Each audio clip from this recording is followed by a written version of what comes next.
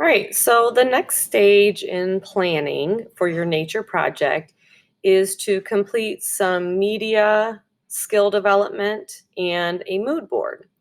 So, one thing that I'm trying to communicate is that when artists create artwork, they don't just come up with idea and then create it.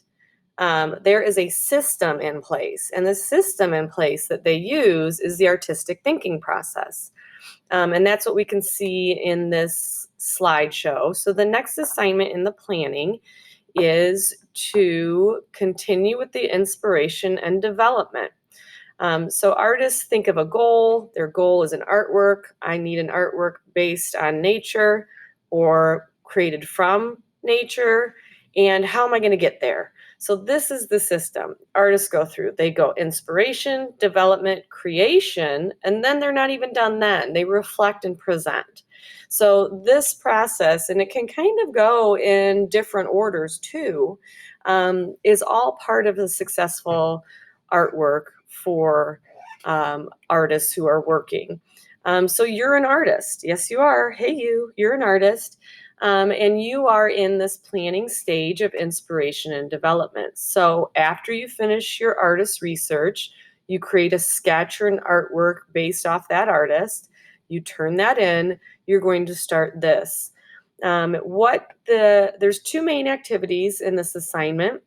It'll probably take you about 2 class periods, and you can do them in either order. What I'm going to go over first is the media research. So this is part of the development stage. On this slide right here, there are links to a lot of different playlists and to different just YouTube videos and tutorials on different media. So what you are going to do is follow a tutorial to develop new technical skills that you will use for your project. This should take about 30 minutes, and actually I kind of adjusted that. Between watching the video and then making the artwork or making the sketch or practicing, probably will take about an hour. So it should be no smaller than 5 inches by 5 inches. So how big is that? Well, it's about the size of your hand or your palm. So if I had a piece of paper, a sketchbook paper, it might take up about half of it. It doesn't have to be a square. It could be the whole page. It could be larger than that. So as you're following along with one of these tutorials or a tutorial you find yourself, you need to take 3 photos of your progress. So you're gonna do maybe about 10 minutes of work, take a picture. Do another 10 minutes of work, take a picture. Do the last 10 minutes of work, take a picture. So I need 3 progress photos. And when you submit those, they should have your artist signature. Why am I doing that? Because I like to have you take lots of photos? No. I'm ensuring that you're doing your own work. So this shouldn't be just like a screen grab from here's the first part. Oh, copy, screenshot. Oh, here's the second one. This needs to be photographs of your work. So that's just to kind of maintain academic honesty. So you can click on any of these links. Let's say I clicked on this one, and I can go ahead and go over to YouTube and look at a big old giant list of different tutorials. So what are some options for you? You can do color pencil techniques. You could do watercolor techniques. You could do watercolor and pen or color pencil techniques. You could do making art from nature techniques. So you pick one of those areas. You follow along with the tutorial. You photograph your progress along the way. When you're finished, you are going to do 3 reflection activities on that. So after completing a tutorial based on the media of your choice, answer the following reflection questions. The first one is to write a review. If someone was considered doing the same tutorial you just completed, what would you tell them to help them decide if this is worth their time? Give the video a 1 to 5 star rating. 1 is the worst, 5 is the best. Would you recommend this tutorial? Why or why not?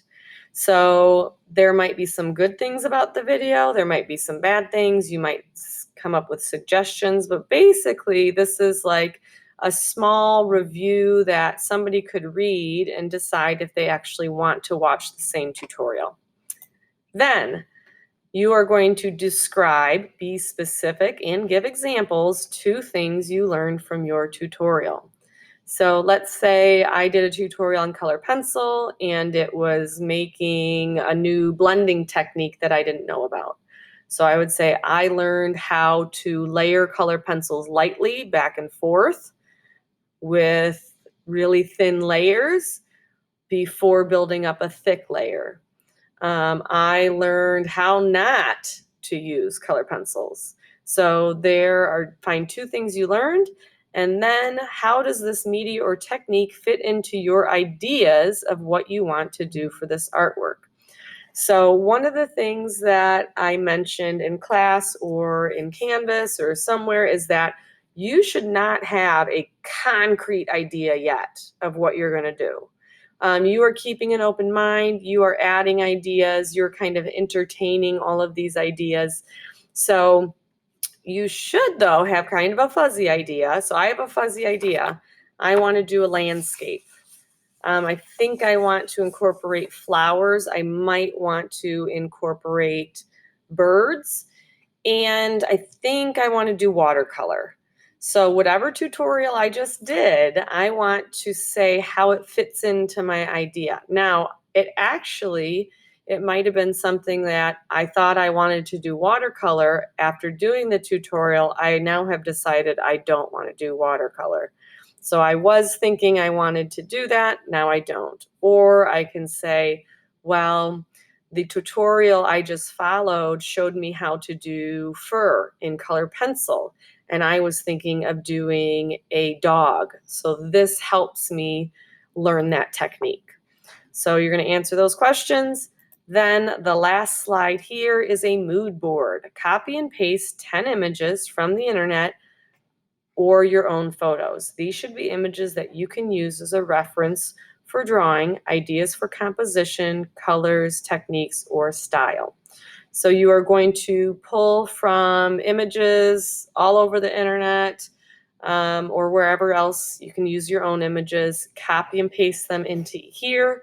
These are going to be inspiration that you can look at while you're doing your final project.